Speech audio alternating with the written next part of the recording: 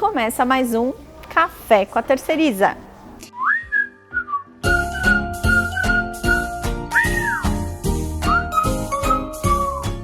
E hoje temos aqui uma honra, um convidado que vai falar hoje sobre um assunto que de fato é uma mudança enorme no segmento de logística e distribuição e transporte no nosso país, que é uma nova legislação. Tenho a honra de trazer aqui José Roberto, CEO da Luft Transportes. Muito obrigada por você ter aceito o meu convite. E nós nos conhecemos também de uma forma muito engraçada, que foi num evento, né, de uma associação. E aí eu coloquei você na minha lista de transmissão de WhatsApp e comecei a encaminhar o programa para ele. E você me deu um feedback sobre isso e eu fiz muita questão de que você viesse. Visto que hoje vocês são uma das, se não a primeira, hoje estamos aí numa das primeiras empresas do segmento logístico do nosso Brasil. Estamos passando por uma fase, né, de nova legislação, de nova regulamentação.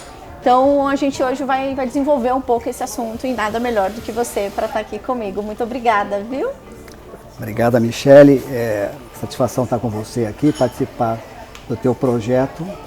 Realmente, como você disse, achei muito interessante porque ele traz a oportunidade de quem está te ouvindo interagir, ter ideias novas, criticar e desenvolver suas próprias opiniões a respeito de temas que são importantes para o nosso segmento.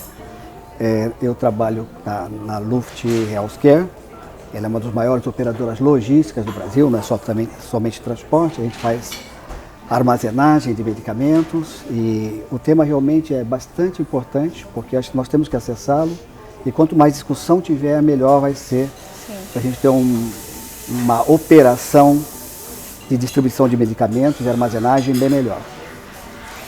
Hoje, com a mudança da legislação, né? Fala para mim o que hoje está impactando essa mudança na legislação na operação de vocês, né? Porque de fato ela mudou o cenário logístico do Brasil, né?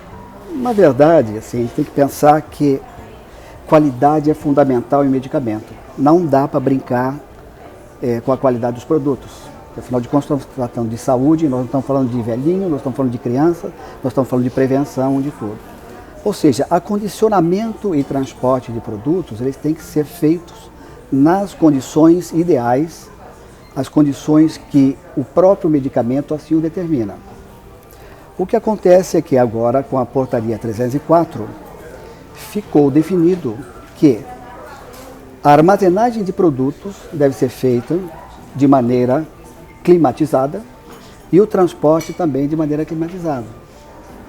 É bom fazer transporte com climatizado? É bom. Existem produtos que se chamam termoláveis. Nós temos produtos de 2 a 8 graus, de 2 a 15 graus. Esses produtos, do ponto de vista da armazenagem, do ponto de vista de transporte, já estão resolvidos. Porque é uma cadeia de frio já conhecida. Ela envolve não só os armazéns e caminhões refrigerados, mas ela envolve também embalagens apropriadas, caixas de styrofoam, com gelo. Então essa cadeia está muito bem estabelecida no Brasil. Quando a gente determina que nós vamos ter que usar a climatização para todos os outros medicamentos, isso é um problema bastante sério. Nós não estamos falando de medicamentos especiais que estão em nichos. É um problema bastante abrangente. Vamos pensar o seguinte, o Brasil tem cerca de 5.700, 5.800 municípios. Como nós vamos garantir que o medicamento vai sair da fábrica ou do armazém da fábrica, que está controlado nas condições de 25 graus, como se determina que assim sejam, e eu vou garantir que ele vai chegar na cidade mais longínqua do Amazonas, que não necessariamente ele vai ser entregue nem em caminhões. Muitos são entregues em balsas, em botes, em bicicletas, né? Como se faz para garantir? Você não consegue climatizar toda essa cadeia. Ela não faz muito sentido. Se nós fôssemos fazer a climatização do transporte e a climatização do que a gente chama de hubs, para explicar o que é um hub. Você tem o armazém da sua empresa, ou o armazém da Luft terceirizado. Desse armazém terceirizado, você começa a fazer a distribuição para o Brasil. Como é que você pode sair de um armazém para ir para todo o Brasil? Não dá. Você leva para hubs menores. Esses hubs menores, a carga é trocada e distribuída para outros caminhões que vão para outros hubs menores ainda, que por sua vez vão para outros hubs menores, e aí fazemos a distribuição em 4.700 municípios no Brasil. Esses hubs também precisam ser refrigerados. Então vou dar um número para você. O Brasil tem 27 mil caminhões dedicados ao transporte de medicamentos. Se você quiser refrigerar esses caminhões, ou climatizá-los para manter uma temperatura até 30 graus, isso custa um monte de dinheiro. Se você pegar 4 mil hubs, que são hubs que vão ser refrigerados, custa um monte de dinheiro. Esse monte de dinheiro somado dá cerca de 6 bilhões de reais. Meu Deus! 6 bilhões de reais é um número enorme. Se a gente for falar do segmento de... Vamos falar de transporte somente, eu não estou falando da armazenagem. Quem transporta medicamento no Brasil, as empresas, todo o faturamento delas, dá por volta de 1,5 bilhão faturamento.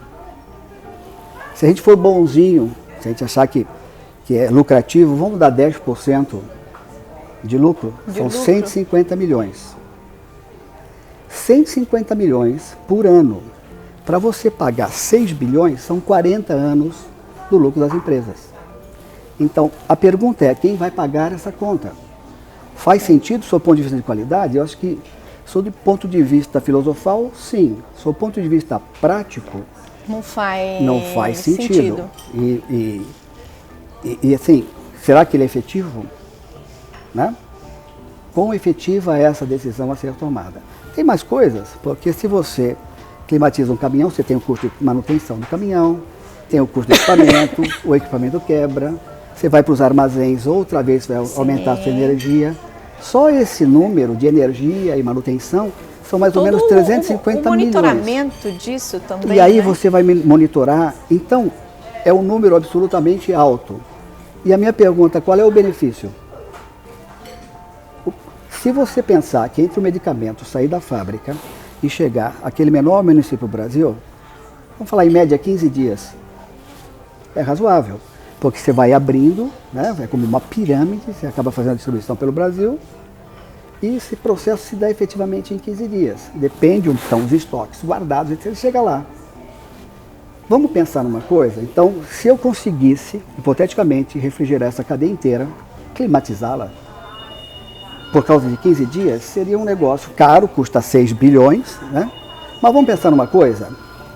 O medicamento pode ficar no estoque até 2 anos, que em média a validade são 2 anos também. O Brasil é zona 4, né?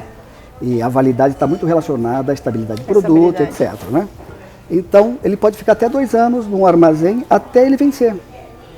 Se o armazém for refrigerado, está tudo bem. E se ele for num armazém que não está refrigerado? Em vez de 15 dias, nós estamos falando 2 anos. Mas vamos complicar um pouquinho mais. Ele vai para as farmácias. As farmácias são refrigeradas? As farmácias de rede têm refrigeração. O que acontece no fim de semana? Desliga o shopping? Desliga não estamos falando de redes de farmácias, são 10 mil farmácias. Tem mais 65 mil que estão aí pelo Brasil, que não são de rede, são os independentes. Esses produtos ficam também até 2 anos na farmácia, se ele vencer na farmácia. Em média não é 15 dias, ele fica um tempo danado. Sim. Como se faz com essas condições? O que eu estou priorizando, do ponto de vista de qualidade? O estoque ou o transporte? Será que o foco é o transporte? Se for, não tem problema. Vamos pagar a conta.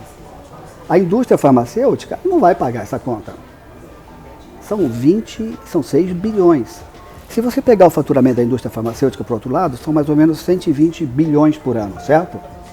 Você fala 6 bilhões, se eu der 5% de aumento no medicamento, está resolvido. Está resolvido. Está todo mundo feliz. Não será efetivo, porque nós não vamos conseguir, mas está resolvido.